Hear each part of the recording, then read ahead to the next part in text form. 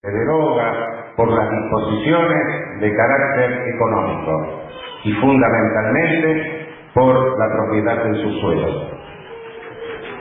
Si algo hay que llama poderosamente la atención y que no es casualidad sino causalidad, es que de inmediato el mismo régimen que deroga la Constitución del 49 inicia, sin tener deudas externas graves, sin tener urgencias, nos somete a los organismos financieros internacionales, a lo cual lo cual no hubiese podido hacer en vigencia del artículo 40 y del artículo 39 de la Constitución del 49. Ahí viene el origen de nuestra vinculación a los organismos financieros internacionales, que habrá de tener a partir de ese momento una historia sumamente triste.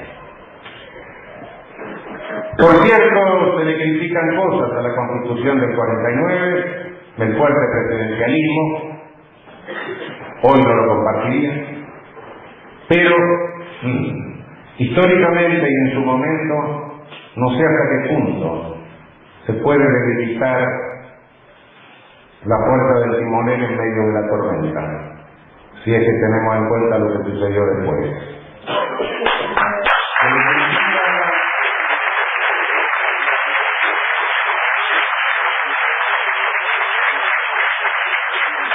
Se le critica el reconocimiento de la jurisdicción militar. Es verdad, es criticable. Sin embargo, se mantuvo esa jurisdicción militar hasta el año pasado. Y en vigencia de la Constitución del 49, cuando se dicta el nuevo Código de Justicia Militar, no se le extiende irresponsablemente a civiles. Se incorporan pocos civiles, empleados civiles de las Fuerzas Armadas y personal de nave en convoy en tiempo de guerra. Y en vigencia de la Constitución del 49 no se fusiló a nadie.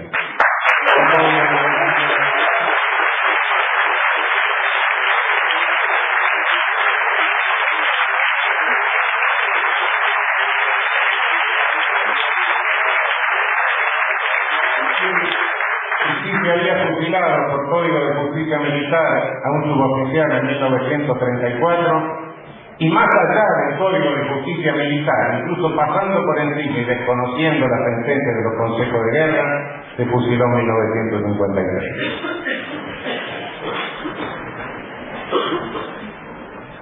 Se cierra el periodo generoso del constitucionalismo social en el mundo.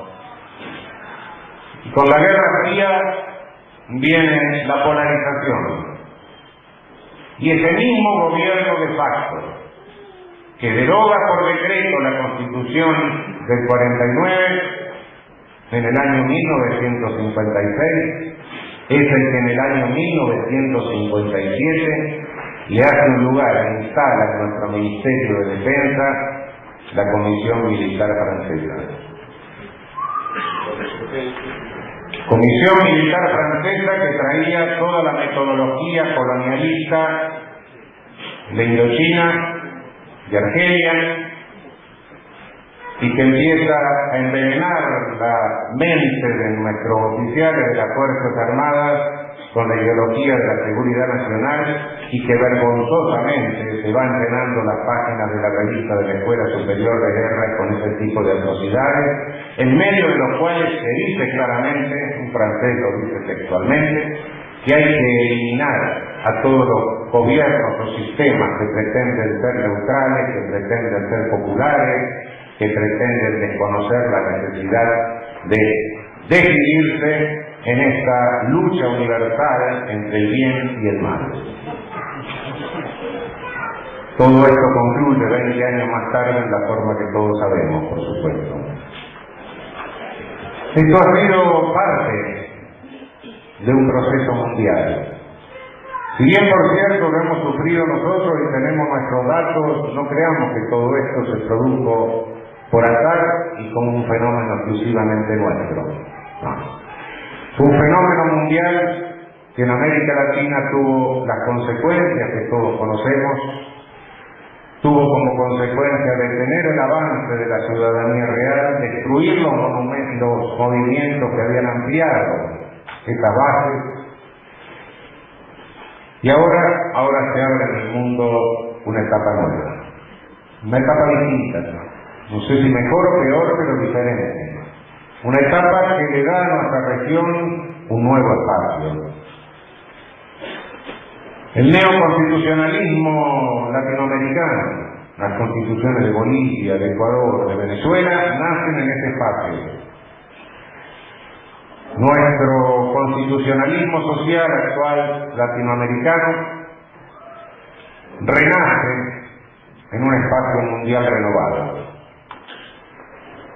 Creo que es fundamental recordar la Constitución del 49, el destino de la Constitución, la hipocresía con que se la borró de la historia y la forma en que se la deformó. Creo que es imprescindible recordarlo en estos momentos para darnos cuenta de la importancia que tiene este nuevo espacio que se abre. La historia no se repite, pero la historia se continúa. Y lo que sí podemos repetir son errores idénticos.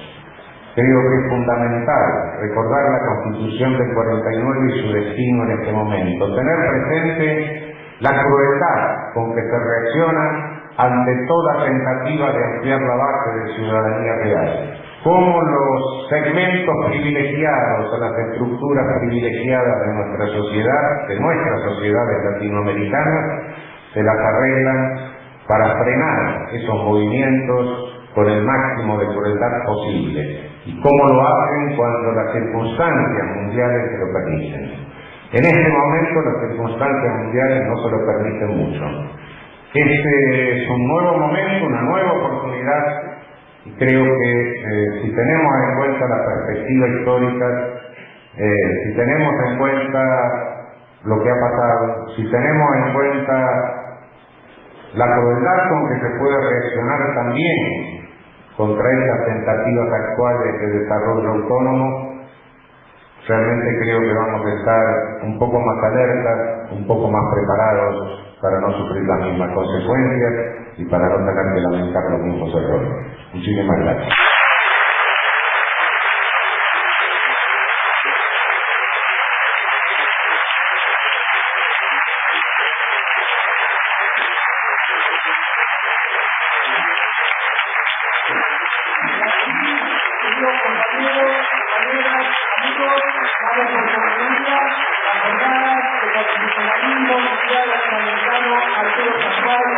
En homenaje a la Constitución Nacional de 1949. Muchas, pero muchas gracias a todos.